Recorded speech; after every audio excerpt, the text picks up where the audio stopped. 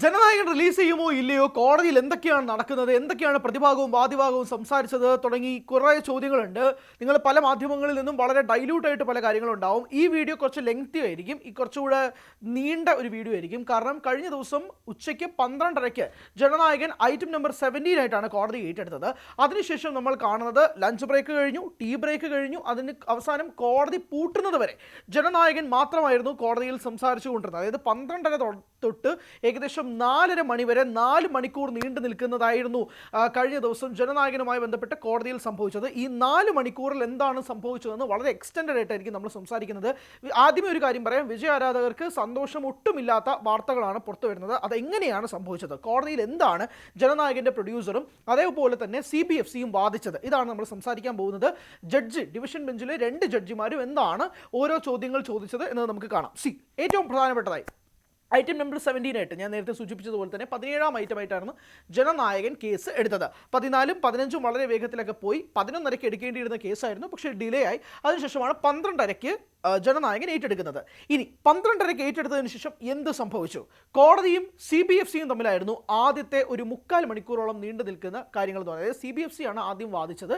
CBFCയോട് division bench ചോദിച്ചൊരു ചോദ്യം, എന്താണ് പ്രശ്നം, നിങ്ങൾ പറയും, പ്രശ്നം എന്താണ്, കുറച്ചുകൂടെ ക്ലാരിറ്റി ആയിട്ട് സംസാരിക്കാം എന്ന് പറയുമ്പോൾ CBFC പറയുന്നത്, സർ ഞങ്ങൾക്ക് 30 മിനിറ്റ് സമയം വേണം, ഞങ്ങൾക്ക് 30 മിനിറ്റ് ഇതുമായി ബന്ധപ്പെട്ട് ഞങ്ങളുടെ വാദങ്ങൾ മുന്നോട്ട് വയ്ക്കാനുള്ള കാര്യം കൊണ്ടുവരണം. കാരണം ഇതേ കോടതിയിൽ, അതായത് മദ്രാസ് ഹൈക്കോടതിയിൽ, നിങ്ങളുടെ കോടതിയിൽ തന്നെയുള്ള സിംഗിൾ ജഡ്ജ് ആയ PT ആശ ഞങ്ങളുടെ വാദം കേൾക്കാൻ പോലും തയ്യാറാവാതെയാണ് റിലീസ് ചെയ്തോ എന്ന് പറഞ്ഞ് തീരുമാനിച്ചൊരു ജഡ്ജ്മെൻറ്റ് പുറത്തുവിട്ടത്. അതുകൊണ്ട് മാത്രമാണ് ഞങ്ങൾ ഡിവിഷൻ ബെഞ്ചിലേക്ക് നീങ്ങിയത്. അതുകൊണ്ട് ഡിവിഷൻ ബെഞ്ചിന് 30 മിനിറ്റ് ഞങ്ങൾക്ക് സമയം തരണം, എന്താണ് ഞങ്ങൾക്ക് പറയാനുള്ളത്. അപ്പോൾ ഡിവിഷൻ ബെഞ്ച് പറയുന്നു, ഓക്കെ പ്രൊസീഡ്, നിങ്ങൾ പറയൂ, എന്താണ് നിങ്ങൾക്ക് പറയാനുള്ളത്, 30 മിനിറ്റ് സമയം തരാമെന്ന് പറയുന്നു. ഓക്കെ, അങ്ങനെ CBFC അവരുടെ വാദങ്ങൾ മുന്നോട്ട് വയ്ക്കുകയാണ്. എന്താണ് CBFC മുന്നോട്ട് വെച്ച വാദം? CBFC ആദ്യം പറഞ്ഞ ഒരു വാചകം എന്ന് പറയുന്നത്, ഈ സിനിമയുമായി ബന്ധപ്പെട്ട് കുറച്ചധികം പ്രശ്നങ്ങളുണ്ട്. ഒന്നാമത്തെ കാര്യം, ഇതിൻ്റെ ആർമി പരമായിട്ടുള്ള ചില സിമ്പലുകളൊക്കെ യൂസ് ചെയ്തത് തെറ്റാണ്. അപ്പോൾ അതിന് വേണ്ടിയിട്ട് അത് കൃത്യമായ രീതിയിൽ തന്നെ അത് സ്യൂട്ട് ചെയ്യണം, അത് അതേ രീതിയിൽ തന്നെ അറിയേണ്ടതുണ്ട്. അപ്പോൾ അതിന് വേണ്ടിയിട്ട് ഒരു എക്സ്പേർട്ട് കമ്മിറ്റിയിലേക്ക് ഈ സിനിമ നീക്കണം എന്നുള്ളതാണ് ആവശ്യം. 2, ഇത് മതം, ജാതി, അങ്ങനെയുള്ള കുറച്ച് പ്രശ്നങ്ങളൊക്കെ ഈ സിനിമയിൽ ടച്ച് ചെയ്യുന്നുണ്ട്. അതും ഈ സിനിമയിലുമായി ബന്ധപ്പെട്ടത് കൊണ്ട് തന്നെയാണ് ഞങ്ങൾ ഇതുമായി ബന്ധപ്പെട്ട് കേസുമായിട്ട് മുന്നോട്ട് പോകാമെന്നൊരു തീരുമാനത്തിലേക്ക് എത്തിയതെന്നാണ് CBFCയുടെ വാദം എന്ന് പറയുന്നത്. ആൻഡ് അതോടൊപ്പം തന്നെ CBFC മുന്നോട്ട് വയ്ക്കുന്ന ചില കാര്യങ്ങൾ, അല്ലെങ്കിൽ കോടതിയോട് പറഞ്ഞ ചില കാര്യങ്ങൾ എന്ന് പറയുന്നത്, ഒന്ന്, ഈ സിനിമ ഞങ്ങളുടെ എക്സാമിനിങ് കമ്മിറ്റി കണ്ടതിന് ശേഷം ഈ എക്സാമിനിങ് കമ്മിറ്റിയിൽ 5 അംഗ ബെഞ്ചിൽ നിന്നുള്ള ഒരാളാണ് ഈ കേസുമായിട്ട് മുന്നോട്ട് പോയത്. അതായത് ഈ സിനിമ ഇവർ സബ്മിറ്റ് ചെയ്യുന്നത് 22-ാം തീയതിയാണ്. ഈ 22-ാം തീയതി ഡിസംബറിൽ സബ്മിറ്റ് ചെയ്തതിന് ശേഷം ഞങ്ങൾ വാക്കാൽ UA സർട്ടിഫിക്കറ്റ് നൽകാമെന്ന് പറഞ്ഞിരുന്നു, ശരിയാണ്. പക്ഷെ അത് കഴിഞ്ഞിട്ട് ഒരു 3-4 ദിവസങ്ങൾക്ക് ശേഷമാണ് ഞങ്ങൾക്ക് ഇതിനകത്തുള്ള പ്രശ്നമുണ്ടെന്ന് മനസ്സിലാവുന്നത്. ഞങ്ങൾ പിന്നീട് ഇത് കേസുമായി മുന്നോട്ട് പോകാമെന്ന് തീരുമാനിച്ചു. അത് ഞങ്ങൾക്ക് ചെയ്യാനുള്ള എല്ലാ അവകാശവുമുണ്ട്, അത് ചോദ്യം ചെയ്യാൻ കഴിയില്ല. കാരണം ഇത് അതിനുശേഷം ഞങ്ങൾ ഇങ്ങനൊരു പ്രശ്നമുണ്ടെന്ന് CBFCയിലുള്ളിൽ തന്നെ പറഞ്ഞപ്പോഴേക്കും ഞങ്ങളുടെ ഹെഡ്, അതായത് ചീഫിനോട് സംസാരിച്ചതിന് ശേഷം ഓക്കെ അങ്ങനെയാണെങ്കിൽ ഇതുമായിട്ട് മുന്നോട്ട് പോകൂ, കേസുമായിട്ട് മുന്നോട്ട് പോകൂ എന്ന് പറഞ്ഞതിൻ്റെ അടിസ്ഥാനത്തിലാണ് ഇതുമായി ബന്ധപ്പെട്ട് നടത്തിയതെന്നാണ് CBFCയുടെ വാദം. അങ്ങനെ CBFC ഒരു 1 മണിക്കൂറോളം ഈ കേസുമായി ബന്ധപ്പെട്ട് അവരുടെ വാദങ്ങൾ മുന്നോട്ട് വെച്ചതിന് ശേഷം ഡിവിഷൻ ബെഞ്ച് പറഞ്ഞു, ഓക്കെ ഇനി ജനനായകൻ എന്താണ് പറയാനുള്ളത്, ജനനായകൻ ടീമിന് എന്താണ് സംസാരിക്കാനുള്ളതെന്ന് പറഞ്ഞപ്പോൾ അവരുടെ അഭിഭാഷകൻ എഴുന്നേറ്റ് എന്ന് പറഞ്ഞ വാചകങ്ങളാണ് ഏറ്റവും പ്രധാനപ്പെട്ട കാര്യമായിട്ട് സംസാരിക്കേണ്ടത്. ഏറ്റവും പ്രധാനപ്പെട്ട കാര്യം, ജനനായകൻ ടീം പറഞ്ഞത്, ഇത് വളരെ അധികം നീണ്ടു പൊക്കോണ്ടിരിക്കുകയാണ്, ഞങ്ങളുടെ കയ്യിൽ ഇത് നിൽക്കുന്നില്ല, ഓരോ ദിവസവും കഴിയും തോറും ഞങ്ങൾക്ക് കൂടുതൽ പ്രഷർ വന്നുകൊണ്ടിരിക്കുകയാണ്, ഞങ്ങൾക്ക് കൂടുതൽ നഷ്ടങ്ങൾ സംഭവിച്ചുകൊണ്ടിരിക്കുകയാണ്. ആൻഡ് ഈ സിനിമയുടെ ഡീലുകളെല്ലാം തന്നെ നേരത്തെ പറഞ്ഞുറപ്പിച്ചതും കൂടിയാണ്. ഇതിൻ്റെ OTT ഡീല് ഏറ്റെടുത്തിരിക്കുന്നത് ആമസോൺ പ്രൈമാണ്, ഇതിൻ്റെ സാറ്റലൈറ്റ് റൈറ്റ് ഏറ്റെടുത്തിരിക്കുന്നത് Zee തമിഴാണ്. കാരണം ഈ ഓഡിയോ ലോഞ്ചൊക്കെ നമുക്കറിയാം ZEE5ലാണ് സ്ട്രീം ചെയ്ത്, പിന്നീട് Zee തമിഴിലൊക്കെ വന്നു. ടെലിവിഷൻ റൈറ്റ്സ് സ്വന്തമാക്കിയിരിക്കുന്നത് Zee ആണ്, അതോടൊപ്പം തന്നെ OTT റൈറ്റ്സ് സ്വന്തമാക്കിയിരിക്കുന്നത് ആമസോൺ ആണ്. ഇപ്പോൾ ആമസോൺ ഞങ്ങൾക്കെതിരെ കേസ് കൊടുക്കാൻ വേണ്ടിയിട്ടിരിക്കുകയാണ്. കാരണം ഇതിൻ്റെ എന്നാണ് റിലീസ് എന്നറിയില്ല. അപ്പോൾ ആമസോൺ ഇത് നേരത്തെ പല കോടികളും മുടക്കി, ഏകദേശം ഏറ്റവും വലിയൊരു തുക, തമിഴ് സിനിമയിലെ ഏറ്റവും വലിയ തുകയും കൂടെയാണ് Amazon prime Jananayakan സ്വന്തമാക്കിയിരിക്കുന്നതാണ് inside report. ഇപ്പോഴും ആ തുക എത്രയാണെന്നുള്ളത് വ്യക്തമല്ല, പ്രൊഡക്ഷൻ കമ്പനി പുറത്തുവിട്ടിട്ടില്ല. അപ്പം ഞങ്ങളുടെ കയ്യിൽ നിന്ന് ഇത്രയും പൈസയ്ക്കാണ് ആമസോൺ വാങ്ങിയത്. അപ്പോൾ ആമസോൺ ഇപ്പോൾ ഞങ്ങൾക്കെതിരെ പരാതി കൊടുക്കാൻ വേണ്ടിയിട്ട് നിൽക്കുകയാണ്. കാരണം ഒരു റിലീസിൽ നിങ്ങളൊരു തീരുമാനം ഉണ്ടാക്കണം, അല്ലെങ്കിൽ ഞങ്ങൾ കേസിന് പോകുമെന്നാണ് ആമസോണിൻ്റെ ഭാഗത്തു നിന്നും പറയുന്നത്. അത് ഞങ്ങൾക്ക് വലിയൊരു തിരിച്ചടിയാണ്, തലവേദനയാണ്. കാരണം ഇപ്പോൾ ഒന്നാമതേ സെൻസർ ബോർഡിൻ്റെ കേസ് നടന്നുകൊണ്ടിരിക്കണം, അതിൻ്റെ കൂട്ടത്തിൽ ഇനി ആമസോണിൻ്റെ കേസും കൂടി ഏറ്റെടുക്കാൻ വയ്യ എന്നുള്ളതും കൂടി അവർ മുന്നോട്ട് വയ്ക്കുന്നു. 2, ജനനായകൻ ടീം കോടതിയോട് പറഞ്ഞത് ഈ സിനിമയുമായി ബന്ധപ്പെട്ട് ഞങ്ങൾക്ക് വാക്കാൽ ഇപ്പോൾ ഈ സെൻസർ ബോർഡ് പറഞ്ഞതുപോലെ തന്നെ വാക്കാൽ ഞങ്ങളോട് പറഞ്ഞിരുന്നതാണ്. ഈ വാക്കാൽ പറഞ്ഞത് സർട്ടിഫിക്കറ്റ് ആയിട്ട് ഞങ്ങളുടെ കയ്യിൽ തന്നിട്ടില്ല. അപ്പോൾ വാക്കാൽ പറഞ്ഞൊരു സ്റ്റേറ്റ്മെൻറ്റ് പിന്നീട് മെയിലായിട്ട് വന്നിട്ട് പറയുകയാണ് കുറച്ച് പ്രശ്നങ്ങളുണ്ടെന്ന് പറയുമ്പോഴേക്കും ഞങ്ങൾ എന്താണ് വിചാരിക്കേണ്ടത്, അതുകൊണ്ട് മാത്രമാണ് സർട്ടിഫിക്കറ്റ് കിട്ടാൻ വേണ്ടിയിട്ട് ഞങ്ങൾ കോടതിയിലേക്ക് വന്നത്. അപ്പോഴാണ് കോടതിയിൽ വന്നതിന് ശേഷം ഇവിടെ വേറൊരു പരാതിയും കൂടെ ഫയൽ ചെയ്യുന്നു എന്നുള്ള രീതിയിലേക്ക് വന്നത്. ഇത് ഒട്ടും മനസ്സിലാക്കാൻ കഴിയുന്നില്ല എന്നുള്ളതാണ് ജനനായകൻ ടീം പറഞ്ഞത്. അതോടൊപ്പം തന്നെ ജനനായകൻ ടീം പറഞ്ഞത് ഞങ്ങൾ ഏകദേശം 500 കോടിയോളം ഈ സിനിമയുമായി ബന്ധപ്പെട്ട് മുടക്കി കഴിഞ്ഞിരിക്കുന്നു. ഇനിയും ഇത് കാത്തു നിൽക്കാൻ പറ്റത്തില്ല. ഞങ്ങൾ റിലീസ് ഡേറ്റ് 9-ാം തീയതി പറഞ്ഞു. ഇപ്പോൾ 20-ാം തീയതി ഏകദേശം 11 ദിവസങ്ങൾ കഴിഞ്ഞിരിക്കുന്നു. ഞങ്ങൾ ഞങ്ങളുടെ ആക്ടറിനോട് ആൻസറബിൾ ആണ്, ഞങ്ങളുടെ ആക്ടേഴ്സിൻ്റെ ഫാൻസിനോട് ആൻസറബിൾ ആണ്. മോറോവർ ഞങ്ങളുടെ പ്രൊഡക്ഷൻ കമ്പനിക്ക് ഒരു റെപ്യൂട്ടേഷൻ ഉണ്ട്. ഒരു തീയതി ഫിക്സ് ചെയ്തതിന് ശേഷം ഞങ്ങൾക്ക് റിലീസ് ചെയ്യാൻ പറ്റിയില്ലെങ്കിൽ സ്വാഭാവികമായിട്ടും ജനങ്ങൾക്ക് മേൽ ഞങ്ങളുടെ വിശ്വാസം പോവും. അത് കാത്തു സൂക്ഷിക്കേണ്ട ഒരു അവസ്ഥയുണ്ട് എന്നൊക്കെയാണ് ജനനായകൻ ടീം കോടതിയുടെ മുന്നാകെ പറഞ്ഞത്. അപ്പം കോടതി ചോദിച്ചത് ഏറ്റവും പ്രധാനപ്പെട്ട ഒരു ചോദ്യം ജനനായകൻ ടീമിനോട് ചോദിച്ചത് ഇങ്ങനെയാണ്: അങ്ങനെയാണെങ്കിൽ നിങ്ങൾ എന്തിനാണ് റിലീസ് ഡേറ്റ് ഫിക്സ് ചെയ്തത്? സെൻസസ് സർട്ടിഫിക്കറ്റ് പോലും കയ്യിൽ കിട്ടാണ്ട് നിങ്ങൾ ആരോട് ചോദിച്ചിട്ടാണ് ഈ റിലീസ് ഡേറ്റ് ഫിക്സ് ചെയ്തതെന്നാണ് ജനനായകൻ ടീമിനോട് കോടതി ചോദിച്ചത്. അപ്പം ജനനായകൻ ടീം പറഞ്ഞ മറുപടി: യുവർ ഓണർ, ഒരു തരത്തിലും ഒരു സിനിമകളും പ്രത്യേകിച്ച് വലിയ സിനിമകളോ ഏതോ ആവട്ടെ സെൻസർ സർട്ടിഫിക്കറ്റ് കയ്യിൽ കിട്ടിയിട്ടല്ല അവർ റിലീസ് ഡേറ്റ് ഫിക്സ് ചെയ്യുന്നത്. അത് സിനിമാ മേഖലയിൽ വർഷങ്ങളായി തുടർന്നുകൊണ്ടിരിക്കുന്നതാണ്. ഷൂട്ട് തുടങ്ങുന്നതിന് മുമ്പ് പോലും റിലീസ് ഡേറ്റ് ഇവിടെ ഫിക്സ് ചെയ്യാറുണ്ട്. ആൻഡ് അതോടൊപ്പം തന്നെ ജനനായകൻ ടീം കോട്ട് ചെയ്ത ഒരു എക്സാമ്പിൾ എന്ന് പറയുന്നത് ദുരന്തർ 2 ആണ്. അവർ മാർച്ച് 19, 2026 റിലീസ് ചെയ്യുമെന്ന് ഔദ്യോഗികമായി അറിയിച്ചു കഴിഞ്ഞിരിക്കുന്നു. അത് അവർ ചില ഭാഗങ്ങൾ ഇനിയും ഷൂട്ട് ചെയ്യാനുണ്ടെന്നാണ് മനസ്സിലാക്കുന്നത്. അവർക്ക് സെൻസർ സർട്ടിഫിക്കറ്റ് പോലും കയ്യിൽ കിട്ടിയിട്ടില്ല.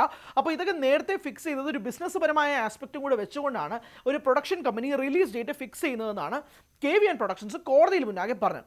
അപ്പോൾ കോടതി ഇത് കേട്ടിട്ട് സെൻസർ ബോർഡിനോട് ചോദിച്ച കാര്യം, ഏറ്റവും പ്രധാനപ്പെട്ട ചോദ്യം, നിങ്ങൾക്ക് അന്ന് കണ്ടപ്പോൾ, അതായത് എക്സാമിനിങ് കമ്മിറ്റി കണ്ടതിന് ശേഷം ഒരു പ്രശ്നവും ഇല്ലാതിരുന്നിട്ട് ഒരു 3-4 ദിവസം കഴിഞ്ഞിട്ട് എങ്ങനെ വന്നു എന്നുള്ളതാണ് ചോദ്യം. അപ്പോൾ മറുവാദമായിട്ട് KVN പ്രൊഡക്ഷൻസ് പറയുന്നത് ഞങ്ങൾക്കും അതാണ് സർ ചോദിക്കാനുള്ളത്. ഇങ്ങനെ ആ സമയത്ത് ഞങ്ങൾ സബ്മിറ്റ് ചെയ്തതിന് ശേഷം വാക്കാൽ സർട്ടിഫിക്കറ്റ് നൽകുമെന്ന് പറഞ്ഞ ടീം ഒരു 3-4 ദിവസത്തിന് വീട്ടിൽ പോയിട്ട് ആലോചിച്ച് കഴിഞ്ഞിട്ട് ഒരു പ്രശ്നമുണ്ടെന്ന് പറയുന്നത് എന്ത് ന്യായമാണ്? പറയണമെങ്കിൽ അപ്പോഴേ പറയണമായിരുന്നു എന്നതും പറയുന്നു. അതോടൊപ്പം തന്നെ ജനനായകൻ ടീം പറയുന്നത് ഞങ്ങളോട് 17 കട്ടുകൾ ചെയ്യണമെന്ന് പറഞ്ഞിരുന്നു. ഈ 17 കട്ടുകളും ഞങ്ങൾ ചെയ്തിട്ട് വീണ്ടും സബ്മിറ്റ് ചെയ്തതിന് ശേഷമാണ് ഈ പ്രശ്നം വരുന്നതാണ്. അപ്പോൾ സെൻസർ ബോർഡിൻ്റെ ഭാഗത്ത് നിന്ന് പറഞ്ഞ കാര്യം, ഞങ്ങൾ എക്സാമിനിങ് കമ്മിറ്റി കണ്ടതിന് ശേഷം ഇങ്ങനൊരു പ്രശ്നമുണ്ടെന്ന് മനസ്സിലായി.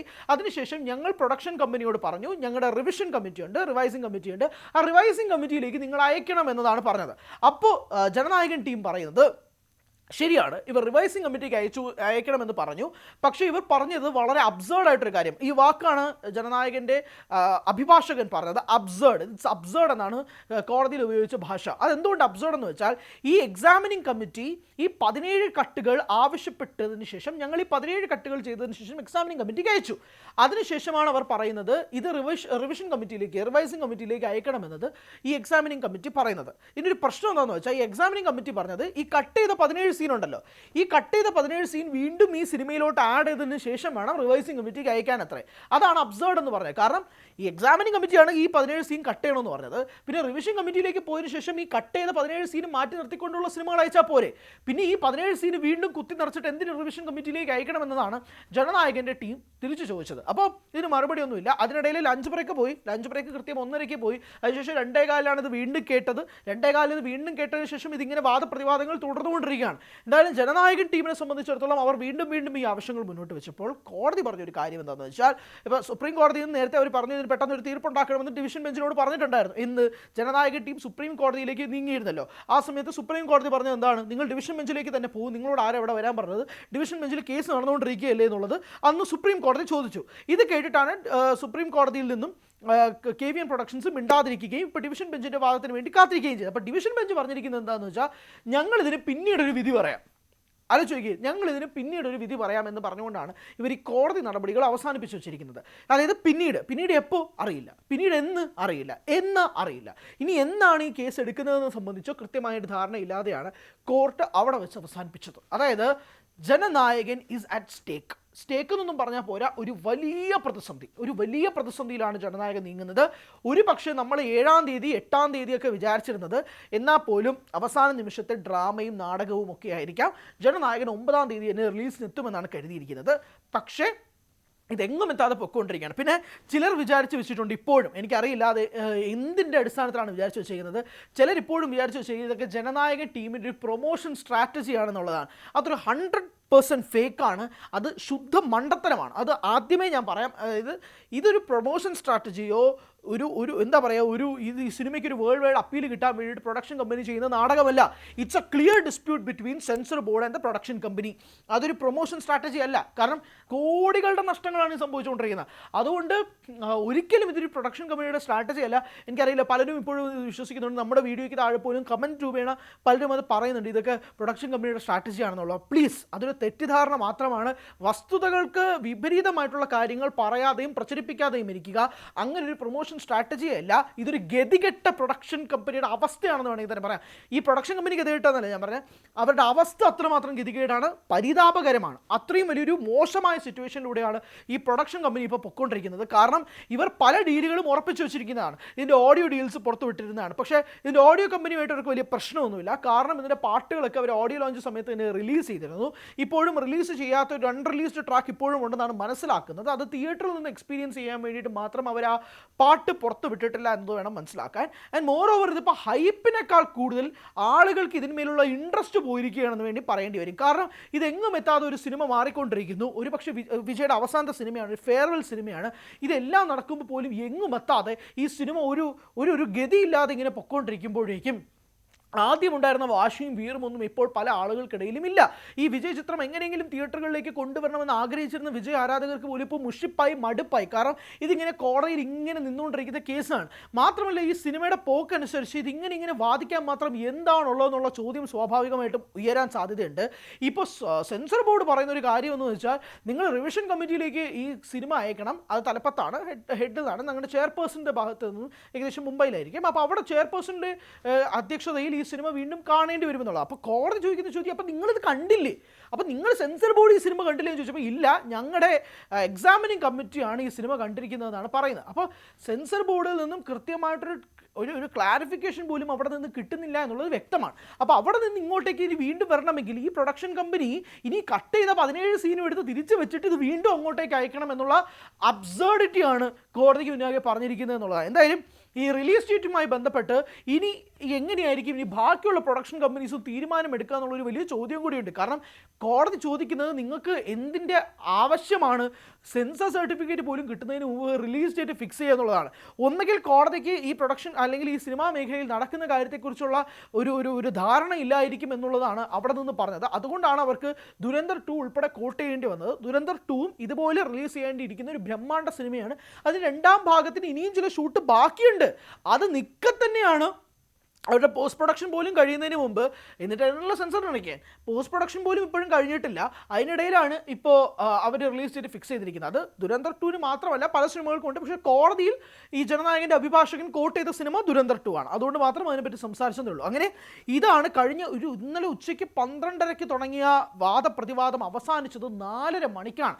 ജനനായകൻ സിനിമയുടെ റൺ ടൈം 3 മണിക്കൂറേ ഉള്ളൂ. കോടതിയിൽ വാദപ്രതിവാദങ്ങൾക്ക് വേണ്ടി ഏകദേശം 4 മണിക്കൂർ ഇന്നലെ മാത്രമായി നടന്നു. ഇതാണ് ഈ ഏറ്റവും പ്രധാനപ്പെട്ട കാര്യമെന്ന് പറയുന്നത്. അപ്പോൾ ഇങ്ങനെ മാറ്റിയും കിഴിച്ചും ഗുണിച്ചും ഹരിച്ചും ഇതുപോലെ ഈ കേസ് ഭയങ്കരമായി മുന്നോട്ട് പൊയ്ക്കൊണ്ടിരിക്കുകയാണ്. എങ്ങും എത്താതെ എന്തോ രീതിയിൽ ഈ സിനിമ ഇങ്ങനെ മാറിക്കൊണ്ടിരിക്കുകയാണ്. ഒരു ലൂപ്പിൽ പെട്ടതുപോലെ ജനനായകൻ ഇങ്ങനെ പെട്ടുകൊണ്ടിരിക്കുകയാണ്. ഇനി ഇതിനകത്തുള്ള 2 ആസ്പെക്റ്റുകളുണ്ട്. ഒന്ന് ഇതിൻ്റെ നിയമവശം, മറ്റൊന്ന് രാഷ്ട്രീയ വശം. നിയമവശം സംസാരിക്കാനുള്ളത്, കോടതിയെ സംബന്ധിച്ചിടത്തോളം ഡിവിഷൻ ബെഞ്ച് ഇപ്പോൾ അത് വിധി മറ്റൊരു ദിവസത്തേക്ക് മാറ്റി എന്നത് മാത്രമേ പറഞ്ഞിട്ടുള്ളൂ. ആ ഡേ എന്നാണ്, ഇനി ഈ കേസ് എന്നത്തേക്കാണ് അവർ ലിസ്റ്റ് ഔട്ട് ചെയ്യാൻ പോകുന്നത്, 3 ഇത് എത്ര മണിക്കായിരിക്കും, 4 ഇനി വീണ്ടും സെൻസർ ബോർഡിൻ്റെ വാദങ്ങൾ കേൾക്കാൻ റെഡി ആയിരിക്കുമോ, 5 ഇനി പ്രൊഡക്ഷൻ കമ്പനിക്ക് എന്തെങ്കിലും പറയാനുള്ള ഡിവിഷൻ ബെഞ്ച് കേൾക്കുമോ, 6 ഇനി മറ്റൊരു ഹിയറിംഗ് ഉണ്ടാകുമോ, 7 ഇനി ഹിയറിംഗ് ഉണ്ടാകുമെങ്കിൽ തന്നെ അത് വിധി പറയാൻ വേണ്ടി മാത്രമായിരിക്കും, 8 ഇനി ഡിവിഷൻ ബെഞ്ച് ഇത് സുപ്രീം കോടതിയിലേക്ക് നീക്കുമോ, 9 ഇനി അഥവാ ഡിവിഷൻ ബെഞ്ചിൽ നിന്നും വിധി വരാതെ സുപ്രീം കോടതിയിലേക്ക് നീങ്ങാനുള്ള ഒരു തയ്യാറെടുപ്പിലാണെങ്കിൽ അത് ആദ്യം നീങ്ങുന്നത് സെൻസർ ബോർഡാണോ, 10 സെൻസർ ബോർഡിൽ നിന്നും ഒരു കൃത്യമായ നിലപാട് കിട്ടാത്തത് കൊണ്ടും ഡിവിഷൻ ബെഞ്ച് ഈ കേസ് തള്ളുകയാണെങ്കിൽ സുപ്രീം കോടതിയെ വീണ്ടും പ്രൊഡക്ഷൻ കമ്പനി നേരിടുമോ, 10 11 സെൻസർ ബോർഡും പ്രൊഡക്ഷൻ കമ്പനി തമ്മിലുള്ള ഡിവിഷൻ ബെഞ്ചിലെ ഈ പ്രശ്നങ്ങൾക്ക് അവസാനമുണ്ടാകുമോ, 12 ഡിവിഷൻ ബെഞ്ചിനെ സംബന്ധിച്ചിടത്തോളം ഇപ്പോൾ ഒരു വിധി പറഞ്ഞു കഴിഞ്ഞാൽ അത് സെൻസർ ബോർഡിന് അനുകൂലമല്ലെങ്കിൽ സെൻസർ ബോർഡ് സുപ്രീം കോടതിയിലേക്ക് നീങ്ങുമോ, 13 ഇനി ഡിവിഷൻ ബെഞ്ച് പറയുന്ന വിധി പ്രൊഡക്ഷൻ കമ്പനിക്ക് വിപരീതമാണെങ്കിൽ, അതായത് സെൻസർ ബോർഡിന് അനുകൂലമാണെങ്കിൽ സ്വാഭാവികമായിട്ടും സിനിമാ കമ്പനി ഇനി വീണ്ടും സുപ്രീം കോടതിയിലേക്ക് പോകും. അതാണ് 13. 14 ഇനി സുപ്രീം കോടതിയിലേക്ക് പോയതിനു ശേഷം സുപ്രീം കോടതി ഈ കേസ് ലിസ്റ്റ് ഔട്ട് ചെയ്യാൻ എത്ര ദിവസം എടുക്കും? 15. ഇനി അഥവാ ഏറ്റവും വേഗം സുപ്രീം കോടതി ഇത് ലിസ്റ്റ് ചെയ്താൽ തന്നെ അതിന് വിധി വരാൻ ഇനി എത്ര നാളുകൾ എടുക്കും? 16. ഇനി അഥവാ സുപ്രീം കോടതി ഒരു വിധി പറഞ്ഞതിന് ശേഷം അത് എത്ര നാൾക്കായിരിക്കും, എന്നായിരിക്കും, ഏത് മാസമായിരിക്കും, ഏത് ദിവസമായിരിക്കും? 17.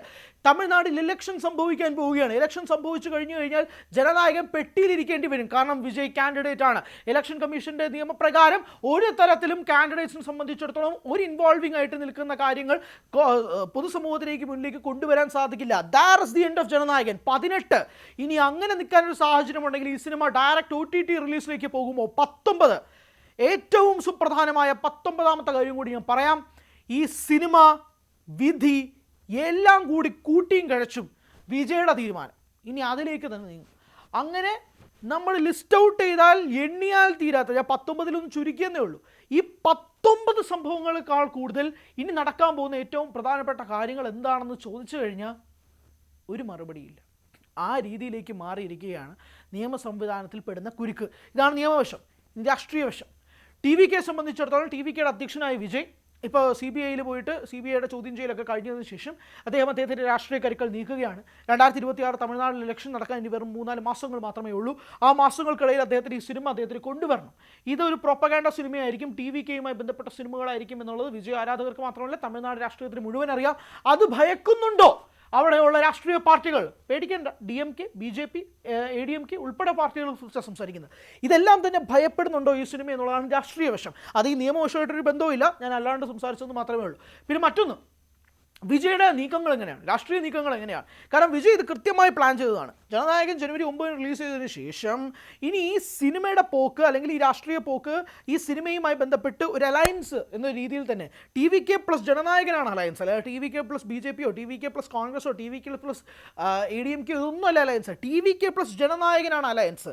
ജനനായകൻ റിലീസ് ചെയ്യുന്നു, അതിൻ്റെ ഇമ്പാക്റ്റ് TVKക്ക് ഉണ്ടാക്കാൻ സാധിച്ച് തമിഴ്നാട് ഇലക്ഷനിൽ 2026 TVKക്ക് ഒരു വലിയ വിജയം സ്വന്തമാക്കുക എന്നതായിരുന്നു വിജയുടെ ലക്ഷ്യം. പക്ഷേ ഇതാ ജനനായകൻ ഇങ്ങനെ നിൽക്കുകയാണ്. ജനനായകൻ ഇങ്ങനെ ഒരു ഊഞ്ഞാലിൽ ഇങ്ങനെ ത്രാസിൽ കിടന്ന് ഇങ്ങനെ ആടിക്കൊണ്ടിരിക്കുകയാണ്. ഒരു തരത്തിലും ഒരു മറുപടിയും കിട്ടുന്നില്ല. എന്താണെന്ന് അവസ്ഥ അറിയില്ല.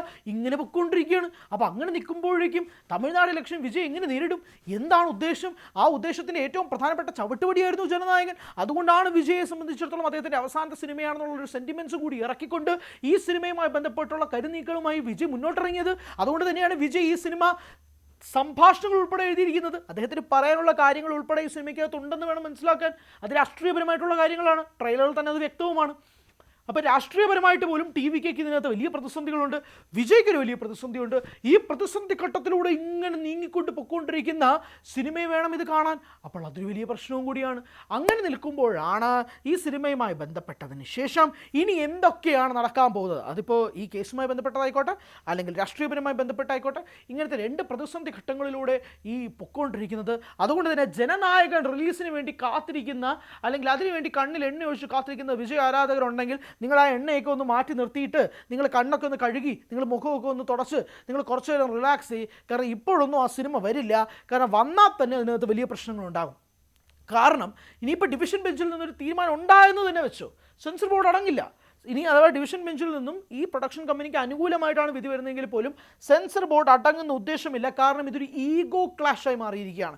ഇതൊരു production company versus censor board എന്നൊരു ഈഗോ ക്ലാഷിലേക്ക് നീങ്ങിയിരിക്കുകയാണ്. അതുകൊണ്ട് തന്നെ ഡിവിഷൻ ബെഞ്ചിൻ്റെ വിധിയിൽ സെൻസർ ബോർഡ് തോറ്റാലും സെൻസർ ബോർഡ് ചെയ്യാൻ പോകുന്നത് ഇതിനൊരു സ്റ്റേ വാങ്ങാൻ വേണ്ടിയിട്ട് അവർ നേരെ സുപ്രീം കോടതിയിലേക്ക് പോകും. സുപ്രീം കോടതിയിലേക്ക് ഉടനടി നീങ്ങും. എങ്ങനെയാണോ സിംഗിൾ ബെഞ്ചിൻ്റെ വിധി, PT ആഷയുടെ വിധി അവർ എത്രയും വേഗം അപ്പോൾ തന്നെ, അതായത് ആ വിധി സിംഗിൾ ബെഞ്ചിൻ്റെ വിധി വന്നതിന് പിന്നാലെ സെൻസർ ബോർഡ് ഡിവിഷൻ ബെഞ്ചിലേക്ക് നീങ്ങിയ ആ സ്പ്ലിറ്റ് ഓഫ് എ സെക്കൻഡ് ഉണ്ടല്ലോ, അതേ നീക്കം അവർ സുപ്രീം കോടതിയിലേക്ക് നടത്തും. സുപ്രീം കോടതിയെ സംബന്ധിച്ചിടത്തോളം ഇതൊക്കെ ലാഘവം പിടിച്ച കേസാണ്. അതുകൊണ്ടാണ് സുപ്രീം കോടതി ഈ പ്രൊഡക്ഷൻ കമ്പനിയോട് വളരെ താക്കീതെന്ന രീതിയിൽ തന്നെ കഴിഞ്ഞ ദിവസങ്ങളിൽ പെരുമാറിയത്. നിങ്ങൾ ഡിവിഷൻ ബെഞ്ചിലേക്ക് പോകും, നിങ്ങൾ എന്തിനിവിടെ വന്നതെന്ന്. കാരണം ഒരു പ്രൊഡക്ഷൻ കമ്പനിയുടെ 500 കോടി രൂപയാണ് വെള്ളത്തിൽ നിൽക്കുന്നത്. നിങ്ങൾ ആലോചിച്ച് നോക്കണം. ചില്ലർ തുകയൊന്നുമല്ല. 500 കോടിയും കഴിഞ്ഞപ്പോൾ ഓരോ ദിവസം കഴിയുന്നവരും അദ്ദേഹം നഷ്ടത്തിലാണ്. ഇനി വീണ്ടും ഊരാക്കുരിക്കിൽ പോകും. കാരണം ആമസോൺ ഇപ്പോൾ കേസ് കൊടുക്കും ഇത് നീണ്ടുപോയാൽ. അപ്പോൾ അത് വേറെ വിഷയങ്ങളിലേക്ക് വരും. ആമസോൺ എങ്ങനെയാണ് ഇത് ഏറ്റെടുത്തിരിക്കുന്നത്? ആമസോൺ പ്രൈം പറഞ്ഞിരിക്കുന്നത് ജനുവരി 9 റിലീസ് ചെയ്യുമെന്ന് നിങ്ങൾ വാക്കാൽ പറഞ്ഞു. നിങ്ങൾ എല്ലായിടത്തും അത് പറഞ്ഞിട്ടുണ്ട്. അതിൻ്റെ അടിസ്ഥാനത്തിലാണ് ഞങ്ങൾ ഞങ്ങളുടെ പൈസ മുടക്കി ഈ സിനിമ ഇറക്കിയിരിക്കുന്നത്. ഇപ്പോൾ അത് കഴിഞ്ഞ് 2 ആഴ്ച കഴിഞ്ഞിട്ട് പോലും നിങ്ങൾ തിയേറ്ററിൽ ഈ സിനിമ ഇറക്കിയിട്ടില്ല. ഓരോ OTT പ്ലാറ്റ്ഫോംസും അവരവരുടെ പ്ലാൻ അനുസരിച്ച് ഒരു ക്വാർട്ടർലി രീതിയിൽ പോലെയായിരിക്കും ഓരോ സിനിമകൾ അവർ ഏറ്റെടുക്കുക. അപ്പോൾ ഇതിങ്ങനെ വൈകും തോറും അവർ ആൻസറബിൾ ആയിരിക്കും. ഒരു OTT കമ്പനിക്ക് അവർക്കൊരു തലവനുണ്ട്. അവർ ചോദിക്കും നിങ്ങൾ ഇത് വാങ്ങിച്ചിരിക്കുന്ന സിനിമ എവിടെ, വേർ ഇസ് ദറ്റ് ഫിലിം എന്ന് ചോദിച്ചു കഴിഞ്ഞാൽ മറുപടിയില്ല. അതുകൊണ്ടാണ് കോടതിയിലേക്ക് ആമസോണിൽ നീങ്ങും. ഇനി ഞാൻ പറയാൻ പോകുന്ന കാര്യങ്ങൾ നിങ്ങൾ ശ്രദ്ധിച്ചേക്കണം പ്രേക്ഷകരെ. ഈ സിനിമയിൽ ഇപ്പോൾ production company versus censor board എന്നൊരു കേസ് പ്രൊഡക്ഷൻ കമ്പനി ജയിച്ചു എന്ന് വെച്ചോ, സുപ്രീം കോടതിയിലേക്കും പോയി സുപ്രീം കോടതിയിലും അനുകൂലമായി വിധി വന്നാൽ പോലും ആമസോൺ പ്രൈം ഈ സിനിമ റിലീസ് ചെയ്യാൻ വേണ്ടി സമ്മതിക്കില്ല. കാരണം അവർ തമ്മിലൊരു ക്ലോസ് ഉണ്ട്. കാരണം ആമസോൺ ഇനി കേസിന് പോയി ഇനി ആമസോൺ വേഴ്സസ് പ്രൊഡക്ഷൻ കമ്പനി എന്നൊരു കേസ് വരും. സോ എൻ്റെ പൊന്ന് വിജയ് ആരാധകരെ, സ്വാഭാവികമായി നിൽക്കുന്ന പ്രേക്ഷകരെ, സിനിമ ആരാധകരെ, ഇത് എങ്ങും എത്താൻ പോവാത്തൊരു വലിയ ചുരുളിയിൽ പെട്ട് നിൽക്കുന്നൊരു സിനിമയാണ്. ആലോചിച്ച് കഴിഞ്ഞ് കഴിഞ്ഞാൽ ഈ പ്രൊഡക്ഷൻ കമ്പനിക്കും ഈ വലിയ പ്രശ്നങ്ങളുണ്ട്. വിജയ് ഈ ഓഡിയോ ലോഞ്ച് വെച്ച് പറഞ്ഞൊരു കേസുണ്ട്, എൻ്റെ സിനിമയാണ്, അവസാന നിമിഷം പ്രശ്നങ്ങളുണ്ടാകുമെന്ന് പറഞ്ഞിട്ട് പോലും ഈ പ്രൊഡക്ഷൻ കമ്പനി ഏറ്റെടുക്കാൻ കാണിച്ച ധൈര്യത്തെക്കുറിച്ച് വിജയ് ഓഡിയോ ലോഞ്ച് വെച്ച് സംസാരിച്ചു. പക്ഷേ വിജയ് പോലും വിചാരിച്ചു കാണില്ല ഇത്രയധികം പ്രതിസന്ധിയിലൂടെ സിനിമ പോകേണ്ടി വരുമെന്ന്. ഞാൻ എഴുതി ഒപ്പിട്ട് തരാം. വിജയ് പോലും വിചാരിച്ചു കാണില്ല ഈ സിനിമയ്ക്ക് ഇത്രയധികം പ്രതിസന്ധി ഉണ്ടാകുമെന്ന്. കാരണം ഇത് ഭയങ്കരമായ ഒരു പ്രശ്നം. സെൻസർ ബോർഡ് ഒരു വശത്ത്, അവിടെ OTTയിൽ ഡീൽ നടത്തിയ ഒരു പ്ലാറ്റ്ഫോം വേറൊരു വശത്ത്, ഇതിൽ ഒത്തുനടുക്ക് നിൽക്കുന്ന ഒരു പ്രൊഡ്യൂസർ, അതിൻ്റെ അപ്പുറത്ത് രാഷ്ട്രീയം, ഇങ്ങനൊരു ബർമുഡ ട്രയാങ്കിൾ പോലെ ചുറ്റും ഇങ്ങനൊരു വലിയ പ്രതിസന്ധിയിൽ നിൽക്കുന്ന, ഒരു നടുവിൽ നിൽക്കുന്ന ഒരു പ്രൊഡക്ഷൻ കമ്പനിയും, അത് അവരുടെ ഒരു പ്രൊഡക്ഷൻ എന്ന രീതിയിൽ ഒരു ബ്രഹ്മാണ്ഡ പ്രൊഡക്ഷൻ കമ്പനിയും കൂടിയാണ് KBN. അടുത്ത റിലീസാകാൻ പോകുന്ന ടോക്സിക് എന്ന സിനിമയാണ് അവരുടേത്. അതവർ മാർച്ച് 19 റിലീസിന് വെച്ചേക്കാണ്.